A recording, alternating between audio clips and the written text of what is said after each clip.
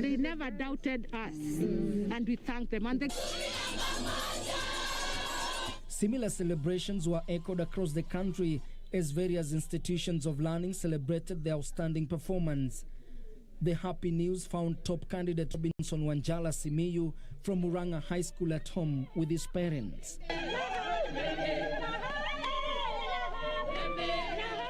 The former student of Muranga High School got an A-plane of 87.334. Mara nyingi najua wako na pesa, lakini walihakikisha kwamba wamejizatiti kuhakikisha kwamba nimebaki shule na nimesoma na kwenda kujiunga na chuo kikuu cha Nairobi, lakini pia ni azimio langu pia kuweza kuenda hata nje ya nchi ikiwa kutakuwa na hiyo nafasi. It was celebration in Kaptimbor village in Baringo Central after news broke that Isaiah Ahengwo emerged among top 10 candidates during Kenya's Certificate of Secondary Education countrywide. I did well until the last minute. Even the school were confident that I was going to pass. At Anesta Boys High School in Lanet, celebrations were in top gear after the school registered exemplary results, having enrolled 300 candidates. But let us help the boy child. Discipline is very important when it comes to results, and you give us these children, you give us these boys for only 4 years, but remember they will come back to your home. So help us to help your boys so that we have future readers. Private schools dominated top slots in coastal region yet again. Sheikh Khalifa bin Zayed Secondary School is among the top schools in the coastal region that performed well, with top student Azia Abubakar Ali scoring A-plane of 82 points. I'm very happy about my results. I'm happy that I made my parents proud. That was my main objective, and I achieved it today. Sumaya Hamed of Kuba Muslim School scored an A-plane of 81 points, same as Mohammed Hassan of Memon Academy. A few kilometers away in Kiembeni, Kisauni Sub-County, Angela Jarden of Alliance Girls Kikuyu in Kiambu County could not hide her joy as she emerged among the youngest best performer, scored an A-plane of 82 points. I'm grateful, I'm humbled, I'm honored to be among the top in the country. I gave my best shot in the KCSE exams. I revised hard, but being among the top was beyond my expectation. Ben Chumba, reporting for Channel 1 News. And still on KCSE, the Kenya Certificate of Secondary Education examination class of 2020 performed comparatively better than their counterparts did in the year 2019. 19 subjects recorded a significant improvement in performance compared to 16 subjects in the year 2019.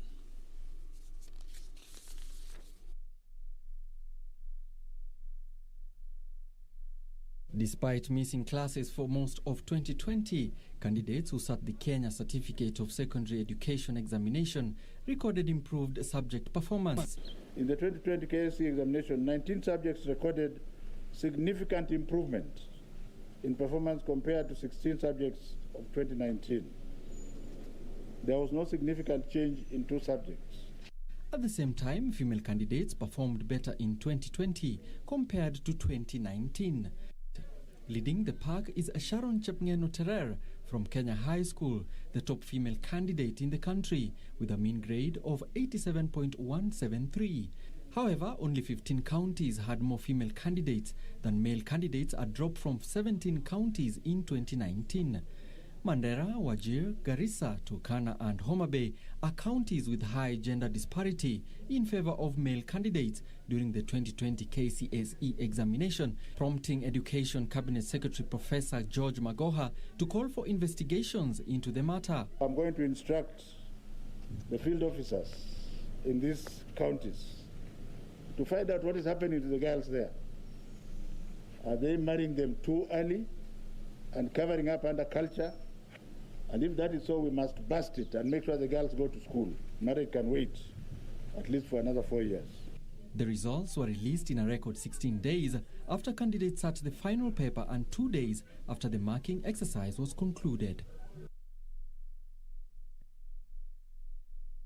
Now to a story of beating the odds. Hassan Abdullahi Osman has been named the most improved candidate in the just released Kenya Certificate of Secondary Examination. Hassan scored 168 marks in the Kenya Certificate of Primary Education Examinations in the year 2016 and managed a mean grade of B- in KCSE.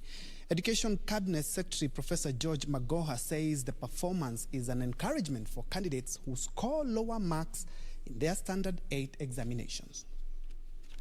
Abdullahi Osman is leading the top 10 list of the most improved 2020 Kenya Certificate of Secondary Education Examinations candidates. Hassan, who managed 168 marks in the Kenya Certificate of Primary Education Examinations in 2016, and joined Wayaman Extra County Secondary School, has now secured himself a slot in a public university, having scored B- mean grade. Cheriot Bet Dennis of Kimargis Secondary and Maluti Tom Miti of St. Teresa's Bikeke also managed B- each after scoring 190 and 199 marks respectively in KCPE Kenya Certificate of Primary Education Examinations. Other most improved candidates with B- mean grades from below 200 KCPE marks are Sadera Sempeyo Shalvin of Older Kesi Secondary School, Kamar Abdullahi Jimale of Habaswein Mixed Day, and Weather Abdikadir Hassan of Honorable Khalif Girls. We must give them an opportunity because that E does not mean failure. Before CBC takes root, we must ensure that these children are given an opportunity. At the same time, Education Cabinet Secretary Professor George Magoha acknowledged 15 secondary schools which recorded an improved over mean performance after admitting candidates with lower KCPE mean scores. They include Kaaga Girls, St. Joseph Kitale, Kisasi Secondary School, Oriwo Boys, Strathmore School, and Mahiga Girls. You are no longer safe, hoping that, if you are in Kisasi, therefore you are not going to go to any university. That is where the river used to be before. So we are taking the river back to its course. And I think God should be praised for this. Irene Mchuma, Odim, Channel 1. And still on the results, let's now have a look at the top 15 candidates in the nation.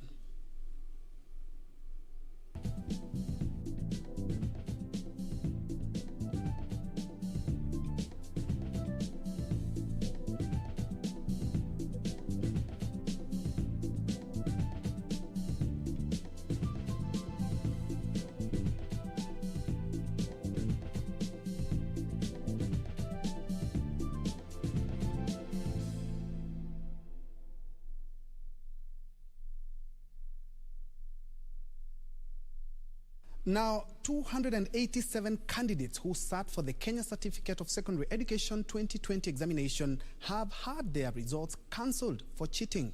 Education CS George Magoha says although exam cheating was not as rampant in 2020 as before, the exact gravity of the menace and subsequent action taken will be known once the ongoing forensic audit is complete. While releasing the 2020 KCSE examination results, Cabinet Secretary Professor George Magoha noted that the efforts by multi-sectoral security team had seen a reduction in examination malpractices to 287 cases recorded in 2020 from 1,309 in 2019. We have cancelled results, very few indeed, from only a total of 287 individuals where we had enough proof. Magoha announcing the cancellation of individual results of 287 candidates who were involved in various forms of cheating as follows. Use of unauthorized materials, there were 211 cases this year. The use of mobile phones had 45 cases. Impersonification had a single case. Collusion 29 cases and double script 1 case. There were isolated cases of impersonification and opening of the examination papers the morning of the actual date after being dispatched from the containers. We have not cancelled results from any school, but we discussed with him this morning, as we go through forensic activities, we may actually recall results if we find that there was an organized crime. You had Teacher Service Commission Chief Executive Officer Nancy Masharia regretted the involvement of teachers in exam cheating and recommended a biometric enrollment and validation of teachers to curb the vice.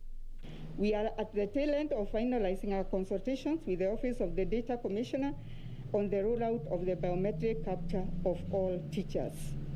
In future, all teachers joining the TSC will undergo the biometric enrollment before they enter our payroll. And this is doing what every other organization is doing. When you go to the bank, you just use your fingerprint and everything, because we do not want our teachers to be accused of what they have not committed, but we will punish those ones who also are involved in the malpractices.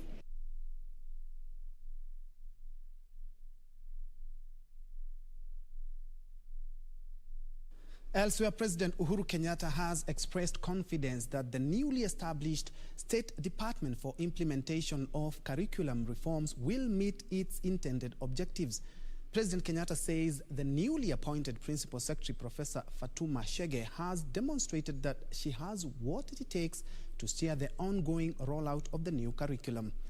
The new State Department has also been tasked with the implementation of the recommendations of a task force whose report the President launched this February this year.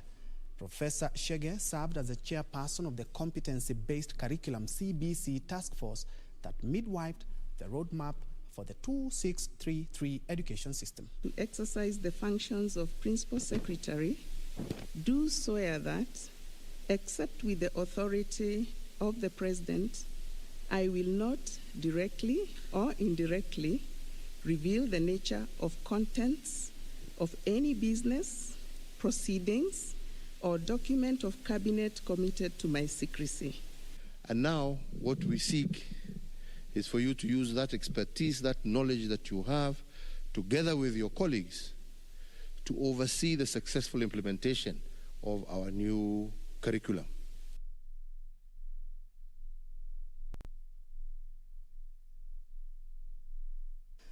Indeed, you're watching Channel 1 News Hour at about 17 minutes past the hour. Of course, the bulk of this news bulletin has been taken over by Education Matters, and of course for a good reason. The KCSE was just announced today by the CS after his visit to State House to see the President. And still on Education Matters, we'll take a short break, but when we come back, I will be joined by Mark Matunga, who is an educationist, and also he is a computer scientist. We'll try to put things into perspective on matters education, of course, stellar performance and amid the COVID-19 pandemic and a myriad of challenges. We'll put all that into perspective when we come back.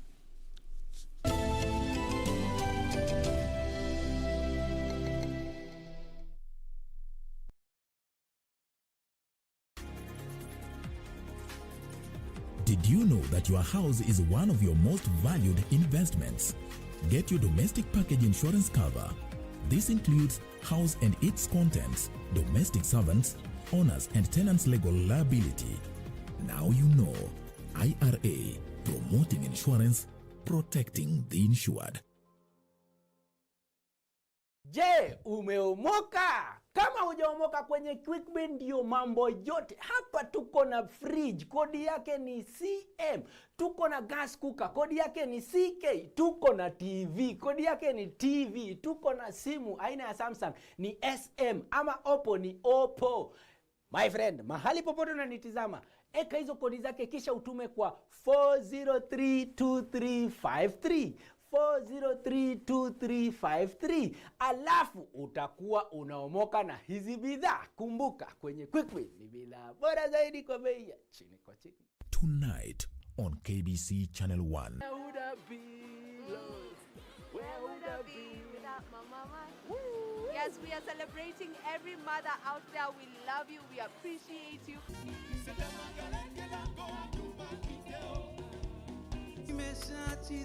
Nipeleke Switzerland, nione daktari, anipete mbepnani.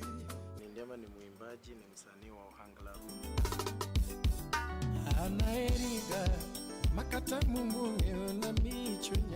The annual art exhibition Manjano 2021 was held online in light of the COVID-19 safety regulations, giving artists an opportunity to showcase their talent to more art lovers.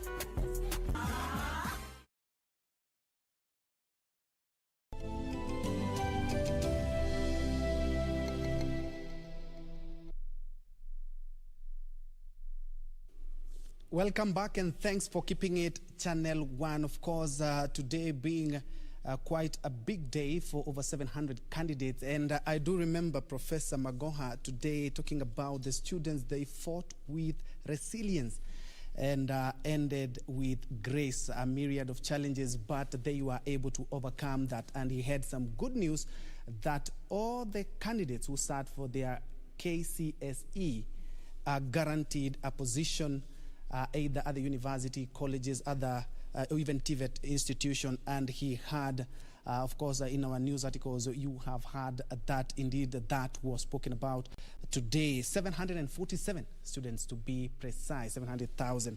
But to put things into perspective now, I'm joined by Mark Matunga, who is an educationist and also a computer scientist. Of course, being an educationist, how did you receive this news? Of course, every year we are anxiously waiting for the results of KCPE and KCSE, but this time round it was quite different. How did you receive the news?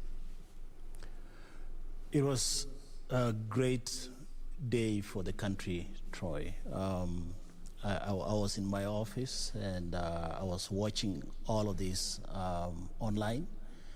And I think that as a country, it's one of the biggest news items, maybe compared to close to maybe election results, because everybody is involved. I always talk of actually five stakeholders: the students, the teachers, the parents, the education leaders, that is, government leaders, and also spectators who are not parents, but they're cheerleaders. All of these five key stakeholders were today looking at a situation whereby it was a great day for the country. Indeed. And the CS did announce 100% transition of all the candidates into tertiary education. And of course, we've seen the challenges that we are facing as a country when it comes to education matters. We've seen students learning under trees and others seated on stones. And of course, we do know that, of course, we talked about the laptop project, which really didn't bear fruits as we expected. Is this really tenable? 177 to be specific, 161 students all being absorbed into tertiary education? Troy, I think that, to be honest, it is, again, one major step to the right direction. And 100% transition is possible. And that's one of the things that I basically applaud the president, the cabinet secretary, the PS, and all the education leaders. Part of the reason is because you don't have to actually score an A to proceed on to the next level of education. I think the only thing that I might need to advise or suggest is that even if somebody gets in through other institutions, let's say TVET institution, they still have a pathway to university or to get a degree. So 100% transition is possible. I can tell you, I've seen my brother who I've been supporting come from different grades that were not necessarily A grade, and is now a PhD candidate, looking to graduating in just a few months. Indeed, and talking of the same, Hassan Abdullahi Osman has been named the most improved candidate, scored 168. Of course, there's a huge list of candidates who have really performed well since their KCPE examinations. And looking also, tying that with what we are currently experiencing in the country for the last 2-3 years, we've seen the private institution being actually on their heels because the public institutions are really giving them a run for their money. Perhaps is this time that the government really need to refocus all their energies on exactly taking advantage of this. We've seen students performing so poorly, perhaps in the KCPE, but as you have said, and as we have seen with the likes of Hassan Abdullahi Osman, performing very, very well 4 years later. One of the things that we have to actually appreciate is the paradigm shift from looking at exam as an event and as opposed to looking at the whole education period as actually a process. And that is why I appreciate this aspect of actually looking at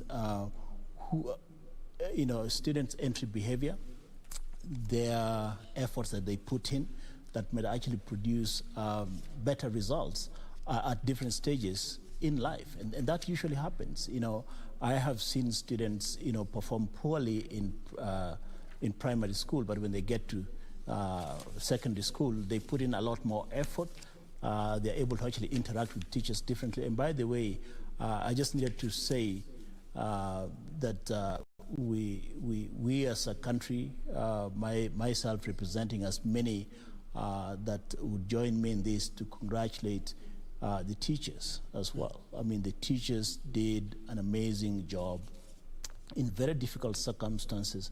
And this, Troy, I think this is an important point that I want to make here, that the fact that in the year 2020, the calendar year, there was literally no learning. No learning took place during that year.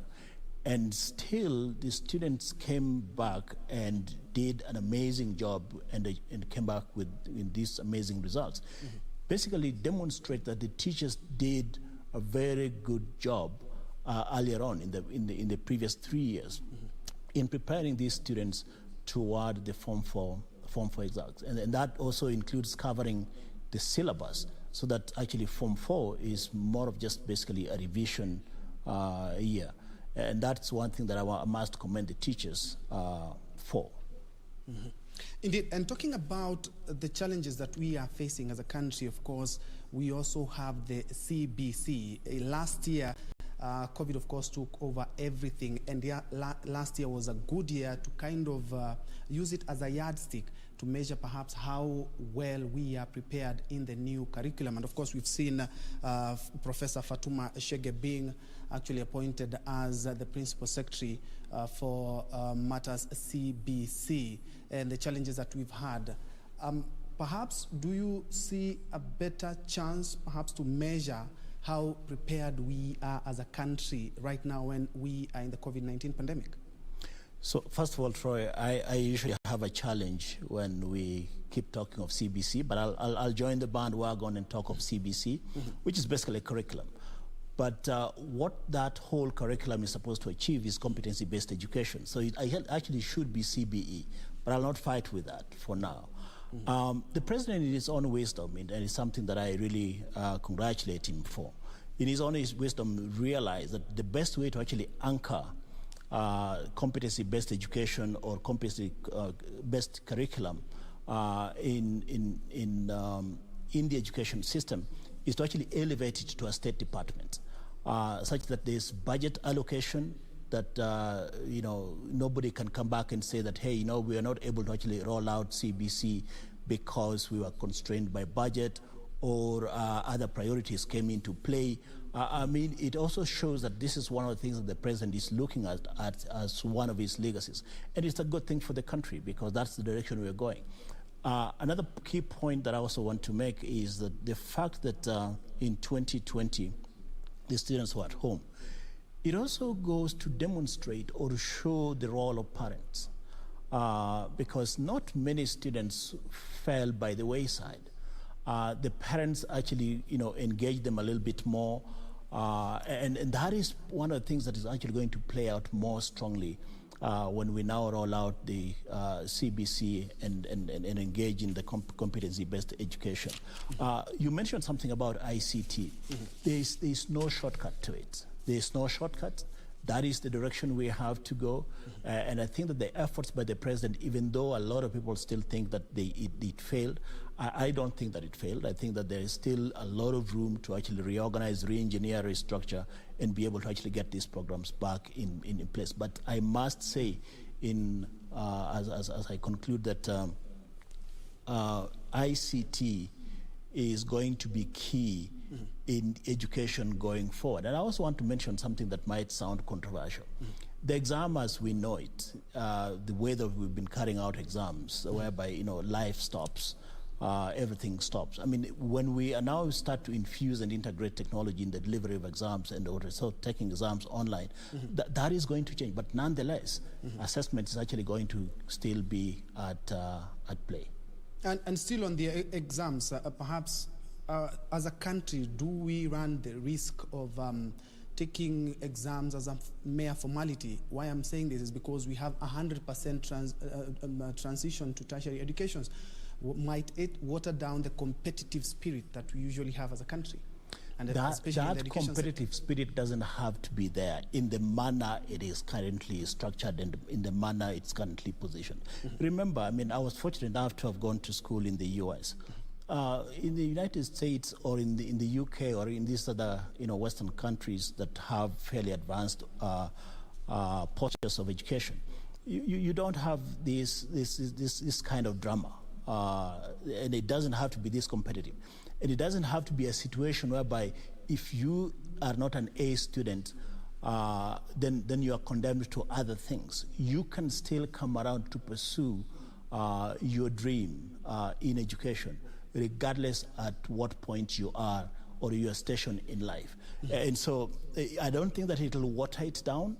I think that it will improve it. It will be a situation whereby you're opening up the education tent for as many participants and players to actually benefit. And to me, I believe in the spirit of no child left behind. And I don't think perhaps because of the interest of time, over 600 students did do their examinations in hospital bed after delivery, of course. And we have noted some of the things that have happened this year, they are actually because of the COVID-19 pandemic.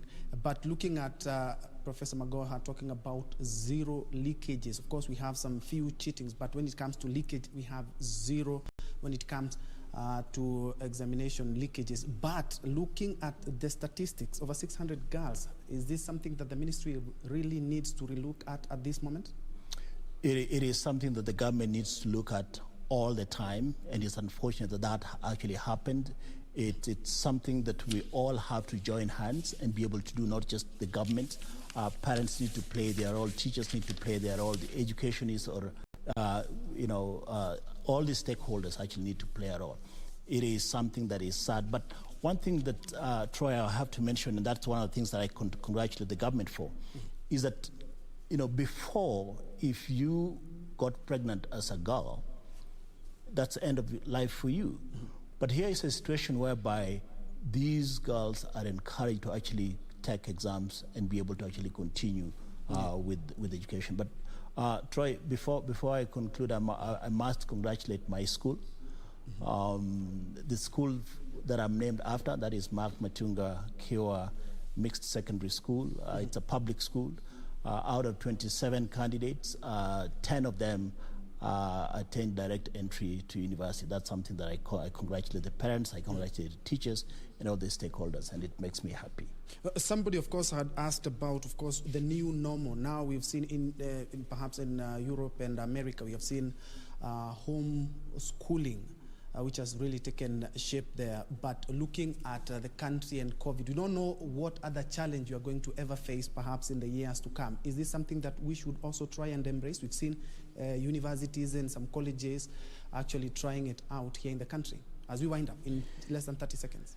It is unfortunate. It is very unfortunate, Troy, that we actually look at this as new normal, because it's something that we needed to have done. I mean, I'm fortunate enough to have been pushing for this for the last 18 years in this country, integrating ICTs in education. And so we are caught up in a situation whereby we're looking at this as new normal. No, it's not a new normal. It's what we should have been doing for the last 20 years. And so just get up and get it done. I think it is important. Thank you indeed so much, Mark Matunga, who is an education expert and also a computer scientist, looking at some of the issues. Of course, we have a lot to talk about. Of course, the gender divide, the ladies, of course, now actually pulling up their socks, and in terms of performances, they are doing very, very well. So in matters of empowerment, I would say that is a step in the right direction. Thank you so much. And in your congratulations messages, rather, I've seen, of course, there are others who are also sending in, and of course, I will be sampling some of them. If you had a candidate and you would like, of course, to just pick them up for good performance, I will be able to sample some of them before the tail end of this broadcast. But away from that, the country has, for the first time since March this year, recorded a coronavirus positivity rate of below 5% after only 66 people were found to have contracted the deadly COVID-19 disease from 1,833 samples screened in the last 24 hours. This pushes the viral positivity rate to 3.6% and the total infections to 163,620. The country's coronavirus positivity rate is on a downward trajectory. This is after only 66 people tested positive for the deadly COVID-19 disease from 1,833 samples screened in the last 24 hours, pushing the positivity rate down to 3.6%. This means Kenya may flatten the curve of infection soon if the rate is maintained below 5%, at least for 2 weeks. According to the Ministry of Health, Nairobi continues to record high cases of infection with 32 new cases, followed by Kisii, which recorded 11 cases, Meru recorded 5, Uasin Gishu 4, Nakuru 3, while Elgeyo Marakwet, Homa Bay, Kakamega, Kericho, Kiambu, Laikipia, Mombasa, Nandi, Nyandarua, Trans Nzoia, and Turkana counties recorded single cases. In the last 24 hours, 12 patients lost their fight to the deadly disease. 1 death occurred within the last 1 month, and 11 are late deaths from facility record audits.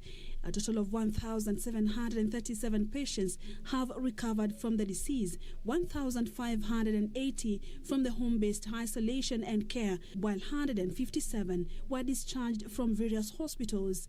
The number of fatalities and recoveries now stands at 2,907 and 112,298 respectively. Meanwhile, Machakos County COVID-19 response team has received a major boost following a donation of a mobile coronavirus testing laboratory meant to scale up screening in the county. Machakos County CEC for Health Dr. Ansent Kituku said the equipment will ensure more residents have access to COVID-19 testing services. United Nations Industrial Development Organization, and they're using one of their Japanese companies, TSP Taiyo, have donated to Machakos County Government, Department of Health and Emergency Services, a mobile solar-powered COVID-19 testing lab. And we are very happy because of this donation, because it's going to have a very long way to ensure that as our technologies collect samples for testing for COVID-19, they are protected. Purity Museo, Channel 1 News.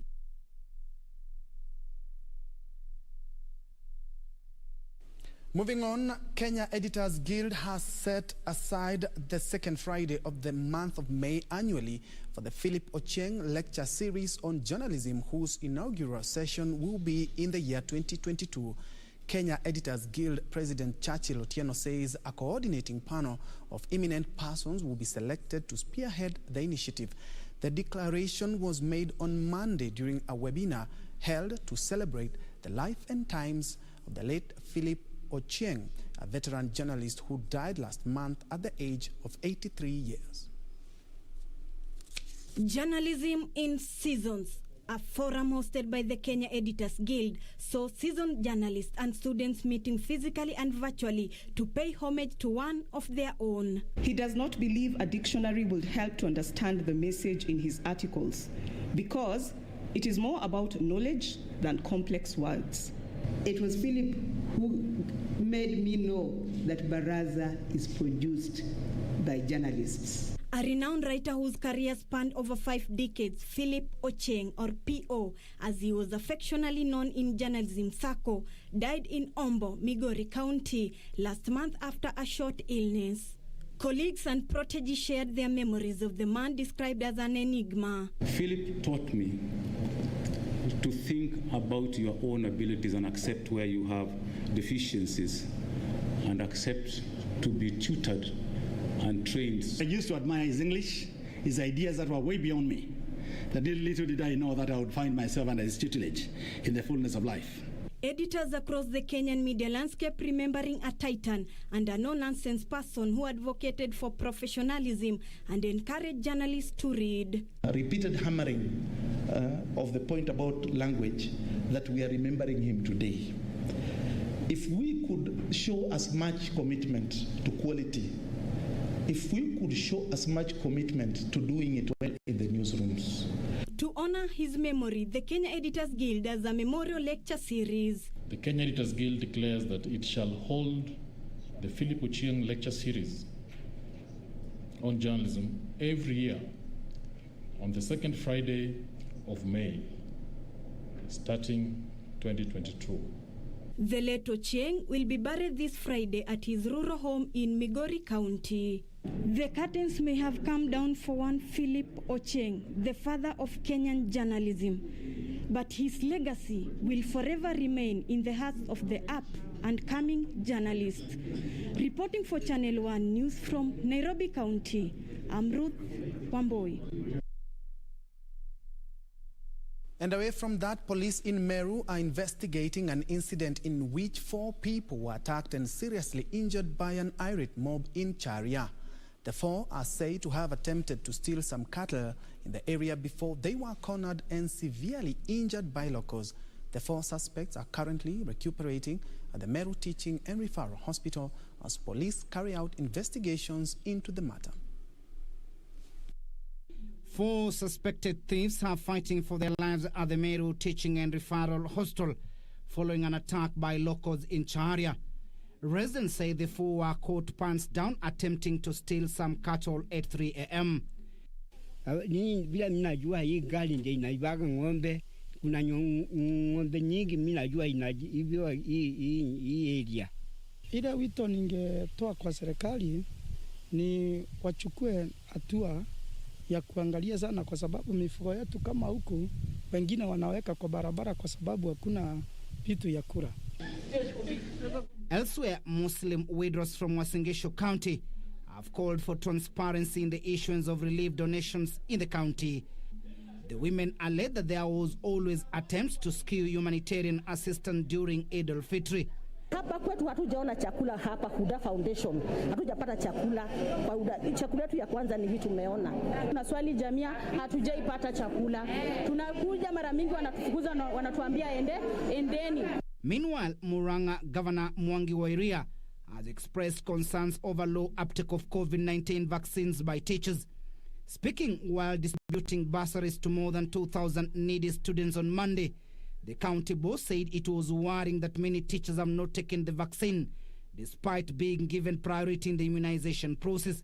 I would expect teachers to be at the forefront because they are our agents. They are agents of knowledge. They are agents of truth. They are agents of information. And they are at risk because actually COVID is... Finally, a land tussle pitting 3 families from Entontol Group Ranch in Melili area, Narok North Sub-County, appear to be far from over. This is after the families differed on how to adjudicate the 14-acre piece of land. Tunadhulumiwa kwa sababu kiwanja tunanyang'anywa mashamba ya baba yetu, urithi ya mababa zetu. Mimi baba yangu alinikatia eka 4 ya shamba, nimenyang'anywa yote, mimi nisikuata kufika dakika hii. Title ninajaribu kuenda kuomba nipewe, nimekatwa shamba yangu. Timothy Kipnusu for Channel 1 News.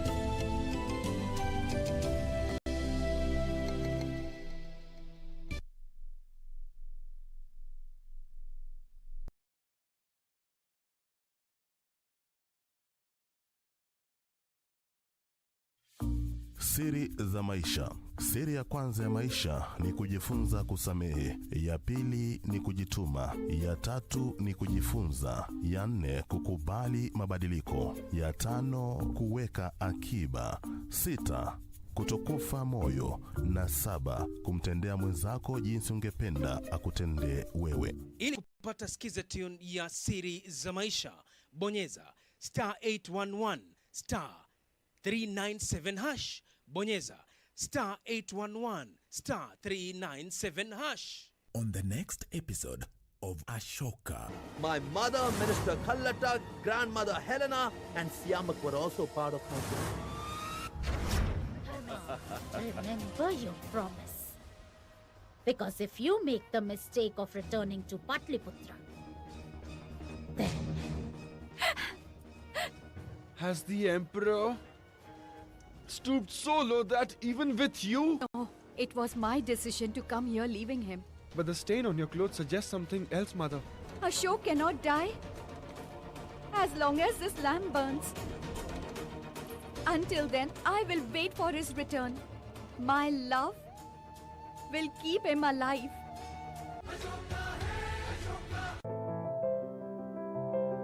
Sasa, hii ng'ombe ni yako. Asante. Hii ng'ombe itatoa maziwa mengi kabisa. Sasa shida ya school fees imeisha. Jen, chukua hii.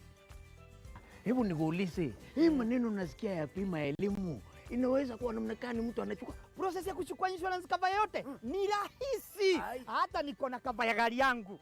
Kwanza unajaza proposal form kama hii na uijaze wewe mwenyewe. Na kama haujui kusoma, uijaze na mtu unayemwamini. Hakikisha ile majibu umepatiana ni sahihi na ni ya kweli. Pia thibitisha insurance cover imeangalia maslahi yako. Na usiwahi sign proposal form ambayo haijaandikwa kitu chochote. Kujitolea photocopy yako. Sasa wacha nianze hiyo process. Ukisubmit hiyo proposal form, uhakikishe umepatiwa policy document. Uisome na uielewe.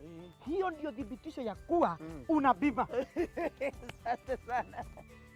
Ujumbe huu umeletwa kwako na IRA.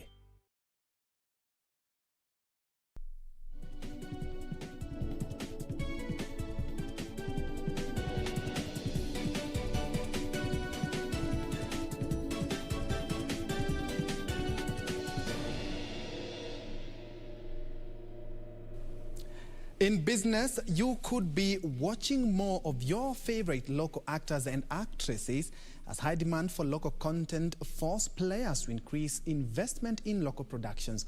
MultiChoice Africa CEO Brand D. Villa say the franchise is diversifying its content portfolio to boost local content that will ultimately support the film industry and create job opportunities.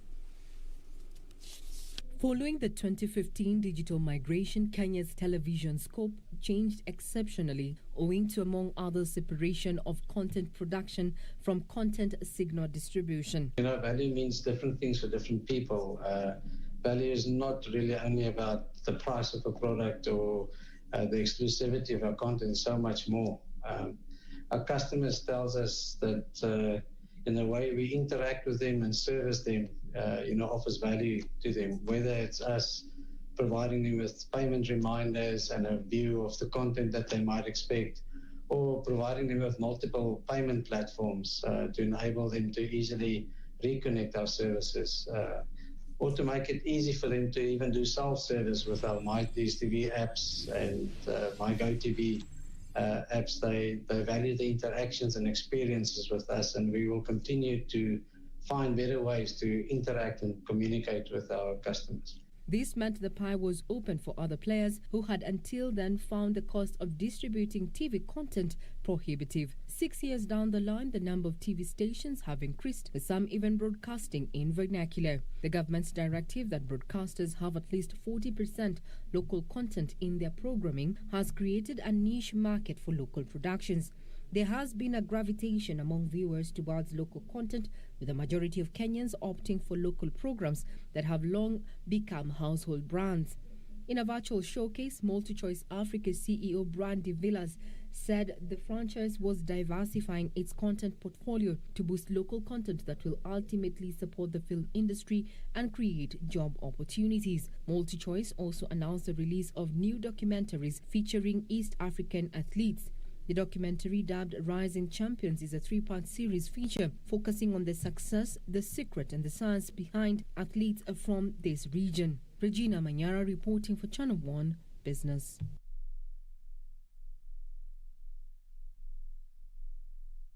Banks will from July this year contribute to the Deposit Insurance Fund based on their risk level, in a move expected to compel them to make prudent investments and reduce cases of lenders going under. Kenya Deposit Insurance Corporation CEO Mahmoud Ahmed Mahmoud said the new framework is meant to ensure that commercial banks have strong risk assessment. Imperial Bank and Chase Bank were placed under receivership in 2015 and 2016 respectively due to failure to honor their banking obligations. Based on this and other cases of banks going under, the Kenya Deposit Insurance Corporation says it is time for banks with higher risk exposures to start paying increased premiums. Come 1st of July, the risk-based premium is kicking in. And banks will now be rated in accordance with their risk profile. This comes into effect in less than 2 months following the expiry of the 1-year suspension due to the economic shocks caused by the COVID-19 pandemic. And the membership, who are the banks, to ensure that we all rally behind that cause of zero bank failures in our country. Because our business people need to be protected, our depositors need to be protected, and I think that is why we really want we want all of us to rally behind that cause of zero bank failures in our country. Despite opposition from a section of commercial banks who argued that bigger banks were paying for the inefficiencies of smaller lenders, key financial sector players, including National Treasury and the Central Bank, agreed on a new deposit insurance premium payment system that profiles the risks of individual banks. This means that high-risk lenders, in terms of their liquidity positions, capital adequacy, asset quality, and governance structures, would pay a higher premium to the insurance fund, while banks with lower risk appetite will, however, pay lower premiums. And we still call upon our depositors not to keep money at home, but to bring the money to the banks. Our banks are resilient, they are safe.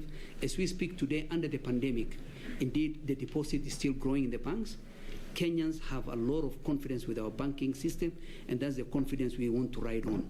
Currently, banks pay KDIC's Deposit Insurance Fund at a flat rate of 0.15% of total deposits per year. Last week, the Central Bank gave a go-ahead for the liquidation of Charterhouse Bank that was placed under statutory management in June 2006. Within the next 30 days, they will commence the payment of their 500,000 shillings. Then will now embark on the long journey of realizing the assets for the benefit of those depositors. KDIC will carry out a credit evaluation that will inform compensation of Charterhouse Bank depositors who had more than 500,000 shillings. Regina Manyara reporting for Channel 1 Business. Moving on, the youth, women and people with disabilities have been urged to take advantage of existing incentives by the government to start and expand businesses. Trade and Enterprise Development Chief Administrative Secretary David Osiani says despite COVID-19 disruptions, the government through agencies such as Micro and Small Enterprises Authority have been registering a slow uptake of training and incubation services offered to small businesses. A survey by the United Nations Capital Development Fund and the International Chamber of Commerce had warned that about 33.9% of SMEs would have closed by December 2020 as businesses continue to suffer the brunt of COVID-19 disruptions. According to the survey, 47.5% of small businesses across the globe say they have received government support, while 58.5% say they were not aware of any government support. A lot of our young people may not know that the Biashara centers exist to be able to help, and a lot of our entrepreneurs need to take advantage of our Biashara centers for their assistance. Speaking during a tour of the Kariobangi Biashara Center, which doubles up as a micro and small enterprise authority center of excellence, Trade and Enterprise Development Chief Administrative Secretary David Osiani called on the youth to tap opportunities in the cottage industries. At this very center of excellence, we have one of the companies that produces hand-stitched balls. This is a workmanship of one of our companies or incubatees in this center. Despite contributing about 36% into the country's GDP, many small businesses continue to decry a lack of ready and accessible market. To this end, the government says it will continue creating an enabling environment for different players to interact in the cottage subsector, thereby creating more jobs. Our young people who come straight out of school do not feel like there is no income in this sector. The truth is, there is generally very modest income in this sector. The cottage industries afford our young people of all cadre of education. In May last year, the Central Bank of Kenya warned that 75% of small and medium enterprise businesses risked shutting down due to, among others, challenges accessing capital.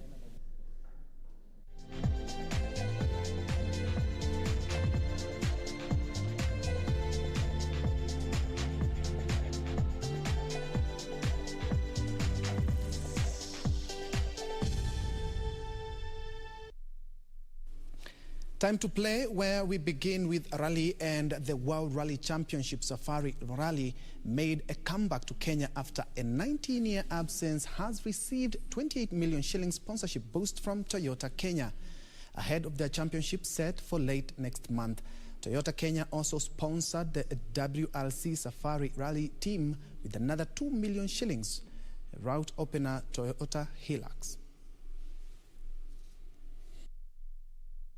The WRC Safari Rally, making a comeback to Kenya after a 19-year absence, has received a total sponsorship boost of 30 million shillings from Toyota Kenya, ahead of the championship set for late next month. Rallying, as we all know, is a sport that is deep at the heart of Kenya's national heritage. The return of this event couldn't be more welcomed, and it is a perfect example of an inspiration that we all need to excel, even in the toughest of circumstances. Kenya's preparedness for the world event was gauged by the recently concluded Equator Rally, which attracted more than 25 drivers and which saw Carl Flash Tundo secure the title after 2 days of action. We've been talking about capacity building, we've been talking about building roads, buying equipment to get this event done, but today we are looking at the real machines that will make this happen. Right here on the Kenyan soil for the first time in 19 years. With safety a priority at the WRC Safari Rally, organizers look to engage 1,900 marshals, with every marshal undertaking about 3 trainings to ensure they are well equipped and confident to carry out their roles effectively. The event, set for 24th to 27th of June this year, was postponed from last year due to the coronavirus, but will go on this year though without any funds. The WRC Safari Rally will go through several stages from Nairobi to Naivasha, including Kasarani Super Special Stage, Oserian, Hell's Gate, Elementaita, Soisambu, Sleeping Warrior, Loldia, Malewa and Kedong. This is a partnership in the area of sport with real human impact in enhanced road safety.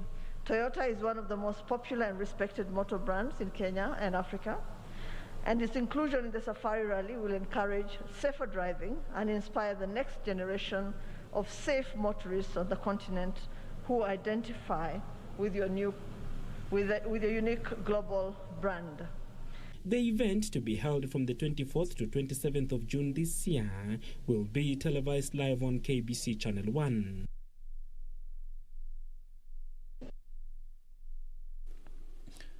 In soccer, UEFA is set to decide by Wednesday whether to switch the Champions League final between Chelsea and Manchester City to Wembley from Istanbul because of travel restrictions. European football.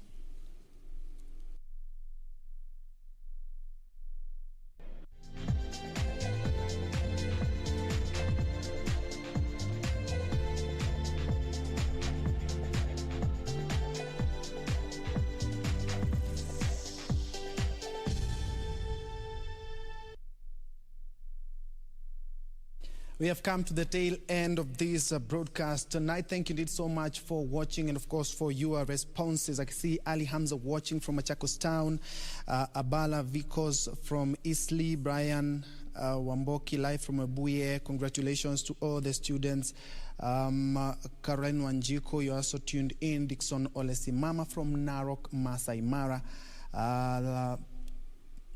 Franklin Lesh, following from Nakuyan in Kilgoris, watching live from Mkwara Nyambuski C. Congratulations to all the students. And indeed, we are going to reiterate that on behalf of Channel 1 News Hour. Thank you so much for watching, and congratulations to all the students, not only for your exams, and also we are wishing you all the best in your life. Of course, congratulations to also the parents, the teachers, and all the stakeholders who made you achieve what you achieved. And the sky, as I always say, is always at the limit. Thank you so much for watching. Anne Wangeshi has been our sign language interpreter for tonight.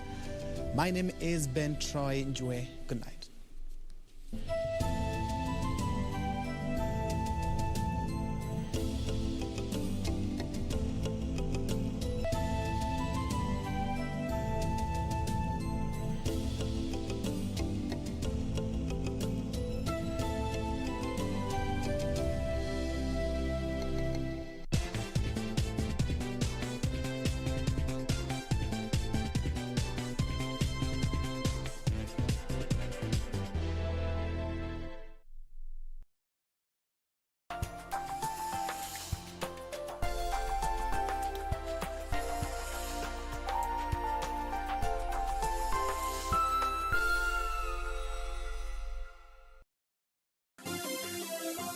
Vera Beauty College.